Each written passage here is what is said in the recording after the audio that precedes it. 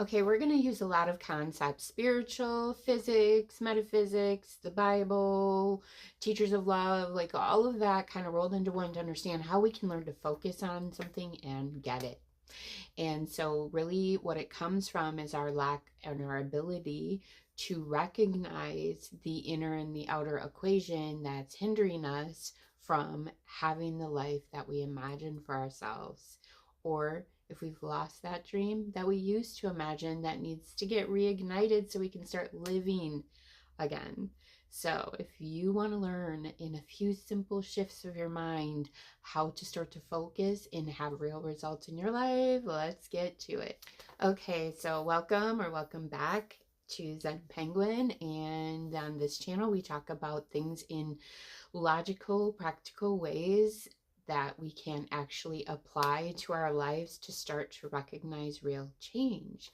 And so today we're going to use Bible a lot heavy, just to kind of pin back to a scripture and kind of understand it in a practical way and how we can start applying it and then really start to achieve the results I'm wishing for you, which always on this channel is the state of Zen, because from there life becomes very beautiful, because what we're seeking outside is a state inside. We think having these things externally will make us feel better, so we're doing things to feel good. Well, here we're trying to use the mind to learn to feel good, and then the things kind of just start to roll in, because there's some blocks there from internal and external. And the scripture I want to use today to try to help you understand that, and then we'll put some physics on it and all the fun stuff, is that I think it was many prophets in the Bible sacrificed their son or a family member or something, but they sacrificed their son to God. And so that's the one I want to use, because the external, the way they interpret it, is kind of bananas compared to the way I'm going to describe it. So let's get going. So this is important because all of the teachers that withstand the test of time, like Jesus, Buddha, Krishna, they're all teachers of love. Okay. And so when we say that, it kind of, in our culture, it would seem kind of weird, because it's like, oh, they're teaching us to, be with a spouse, or they're teaching us our soulmate is the key, or, very external. But if we look deeper at what it says literally, they sacrificed their child to God. And so then literal interpretation of God is love. So then we can kind of move that around and wiggle it to they sacrifice their child to love. Okay. And so this is a key thing in the Bible, is love, and that the kingdom is within. And that key is showing us that love is a state within ourselves. Everything is within ourselves, as the Bible describes. So with that understanding, if we said that I was sacrificing my son to love, you were sacrificing whatever was going on with your son, meaning you would actually even push him away, or you wouldn't do anything until you got to that love state. And if you cannot bring them back into your reality, and because it starts to cause conflict and chaos inside yourself, you say, I sacrifice it to love. But I don't want you to end right there, because that's depressing. So we want to get to the deeper understanding so that we can start to understand why the prophets were taught to sacrifice things to love, to God. It's so interesting, in my opinion. So if you recognize that you have a child that is unruly, disobedient, causing a lot of chaos and conflict, very reactionary, you can't hold a conversation with them, so you're unable to maintain the state of love inside yourself, it's causing you a lot of conflict, right? A lot of conflict. And so then what happens is our mind starts to try to do things, because we're programmed in fight or flight. Our central nervous system wants to cure things, so we're not in this dysregulated state, right? And so what happens is the Bible is describing to us that we might have to sacrifice something to get to the state of love, because that's the key. Okay. So when we look at the states of consciousness and love being the highest and guilt and shame being the lowest, right? So what we tend to do if we don't help or save our kids, and I'll just say it like this, our entitled kids, because there's a lot of that going around, but I'm only using that as a concept to help you understand what's happening. If we don't say, I'm going to have to not do this with you, I'm not going to engage with you, I'm not going to help you, I'm not going to do anything, because all I have to do right now is get back to that state of love. I have to sacrifice what it is externally or whatever it is you want me to do and focus on getting regulated and whole again, because the key is there, right there, to everything getting resolved. And of course, on this channel, that's what I want everybody to understand, is how what we're really fighting for is our levels of consciousness and our states of being. Okay, so let's go one step further with this. Okay, so we're going to go into a little bit of a more metaphysical spin, and that would be Eckhart Tolle, who says one person aligned with love has the capacity to change millions. Okay, and this is very relevant to the Bible as well. It's very, all science, spirituality, physics, they're all mirroring the same thing, just from a different angle, a slant perception, right? And so what he means by that is, if I am in the state of love, I am the highest frequency, I am the most focused, because I don't have chaos inside of me creating by default. Okay, I'm creating a whole bunch of chaos externally because my internal states are all over the place. And so it's like, oh, you want this? Oh, you want this? Oh, you want this? And so, but from love, peace, joy, love, all the higher levels of consciousness. And that's why the state of being is a level of consciousness, because then your consciousness aligns with it and it creates reality. Okay, and so if you're sacrificing your son to love, and this is important because you're not just saying, screw you, deadbeat, get out of my life, you're actually taking the power to create the life for your son that you and he co-create, right? Because we're not going to take anybody out of it, but we kind of are, because we're one. So this is where separation and one becomes, because I could say, I want to create what I want for my son. I want to create love for my son. Because then when my son is in the state of being of love, because I'm projecting love onto him, and that's going to be the next topic, because what we're projecting right now is not love. And so this is the challenge here for us to detach from external fixes that aren't coming from the state of love, they're coming from chaos, get ourselves regulated, which means we'll detach from the situation at all means necessary, aside from felonious crimes. You have to get your state right, because otherwise you guys are just co-creating chaos. Okay, and I laugh about it because I did this so long and it's still hard, right? So let's get to what I mean by getting to the state of love, getting regulated, and then how I can save my son from that state, because that's really where we want to get. Okay, so what's happening, let's just make an example. Your son is on a narcotic drug that they say is impossible to get off, their life is over, right? And they're coming to you asking you for assistance. And I'm telling you, people I've coached and people I've experienced in my life, there's a lot of this. So this is a good example, but you can apply what is similar in your case that's causing turmoil by what is happening in the reality. So this child is coming for money, or a place to stay, or, I need help, those type of things. And then you immediately get kind of triggered into chaos, because you've probably been doing this for a long time and your soul recognizes that you're going about it in the matrix way, the external way, that you've been culturally indoctrinated into thinking that it's going to do something. Now you're realizing this is a shit show that's never changing, so you're in extreme conflict.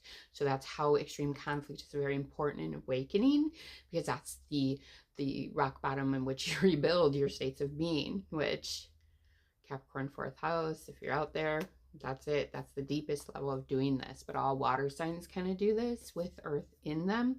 So what we're doing is we're bridging a new state to the matrix. We have to do it from within ourselves. And so you're going to have to detach from the other person. Even it could be a moment, depending on how quick you can alchemize and shift this, which most of the time isn't quick, but it's the only way. So then you start to regulate and get good. And sometimes that takes, I'm going to do a video on this channel about how important home is in astrology, tarot, everything, because that's safety. Okay. And so we have to start creating safe environments for ourselves where no external can really rock us until we get that strong solidness. And then we start to focus from that place what we want. And this is the key to saving your sun. So do you understand? You have to regulate first and then learn to focus on what you want. So let me make an example of that because it's really cool. So you let your sun go and you're like, oh man, you keep reminding yourself, I got to focus on this love thing instead of focus on what to do externally. This is the biggest shift. Just another example. It's a hard one so we can understand the inner shift in the war that we're actually in. And that is beating on the screen of life instead of going to the projector in the back to fix the skip. Okay, so now we got to go within. And every time the devil, the matrix, tells us we're doing it wrong, or culturally we get all the people that are integrated in that matrix like, you should be doing this, you should be doing that. And that's, again, safe space, home, get in your own vibration. If you go out again, you recognize I can't stay in love, you go back in. This is very important. It's the only thing that matters. Don't say, yes, I'm going to go to dinner with y'all, I'm going to go to this party, I'm going to do all these things. This, until you can get rock solid in your states of consciousness. And then you focus on what you want for your son. I want him to feel love and consciousness inside himself and recognize the pattern that's keeping him stuck and start regulating that in himself. That was a mouthful, but focus on the belief that they're able to overcome this. Because trust me, when you're the darkness and chaos doing the entanglement with him, you're doing it out of fear that A, B, and C are going to go wrong. And guess what? You're focusing on that too long. So you want to focus on that they have light and love in their states and can see what's keeping them stuck. These are all internal things. But if you believe that enough, you're projecting that instead of projecting the chaos and the darkness and the fears. So the only thing that matters is getting to that state. So let's talk about a few other ways that you can recognize this. Okay, so I remember this one time that I had somebody I'd watched for a long time. I don't want to use names because there's so much negative, positive spins on everybody in the collective, but they said something profound to me. They said, when I landed in India, I looked around and I recognized everybody was me. And so just imagine this as if you're in a sea of people and you've been doing your internal work and you just get off a meditation in a flight to India and you're feeling so good and you're walking down and you see a wave of people and you recognize they're all in the same state as me. And then you start walking and you feel a little lost and you start to feel tension inside yourself, right? And then all of a sudden the room shifts to tension. Everybody is you, pushed up energetically. So we're really shadow boxing our own mirrors when we do anything externally. So you sacrifice your sun to love because you recognize when I'm doing this and fighting this externally, and it, because the recognition is it's keeping me in darkness. It's keeping me in low emotions. It's keeping chaos in me. And so even just the biggest culprit of keeping us in that is guilt. I can't just tell him to go. So you tell your son, I'm not doing it. And this is the example. And then you focus on what we talked about and getting that clue, that recognition. I don't want to do this. And your son ends up on the streets, homeless. And you keep saying it and you keep believing it, and you don't let that guilt, shame, fear hold you down to believe what the darkness wants you to believe. This is mastery. This is it. This is the way we create reality. This is what we're here for. We just got lost in the sauce somewhere in some of the stuck lower emotions. And so when you get that, then your son would get it. And he would have his aha and be like, oh, I see this pattern. Let me stop. And then Ring, ring, Mom. Let's try again. I really feel like I understand it. And then you guys start having responsive communication that keeps you both in the state of love. And that's the key, that it's about to level up. But if it takes you back down to chaos, you say, okay, baby, let's try to sort ourselves again. We're going too far too fast. Let's sort ourselves again and regroup. Call me in a day. And then you do that because you're going to go back into old patterns, and the indicators you fall from grace, from the states of love and peace. So I hope that makes sense. So I really want to end this video with a crucial indication that you're on the right path when you're working on your states, is that it will go into a good new state, and then you will have a whole lot of crash outs. And that's why I said it's important to say no to social situations or cultural dictates as much as you possibly can, because they're keeping you ingrained in the matrix, which is a lot of chaos. And so 90% of your time, or 50, or whatever it can be for you, needs to be in peaceful environments. Like I said, my next video is going to be about the home, the fourth house, kind of metaphysically connecting that with astrology, so you can understand in tarot what the internal state of your home means for the rest of your life. And that's what we're talking about here. So I hope the one takeaway you have from this video is that the most important thing is my state of being in achieving joy, peace, love, and focusing my intent on what I want to see. Because in darkness, you're doing it by default, what your fear is telling you you will see. And by default, you're creating it. So let's hope that you're shifting that understanding to the kingdom within, and now getting that cultivation inside yourself of the higher states and seeing the miracles that come, including your son who you had to sacrifice to God. All right, so that's it for this video. I hope it helps. I truly do. If you could like, comment, subscribe, let me know that this content is working for you, and I'll see you in the next one.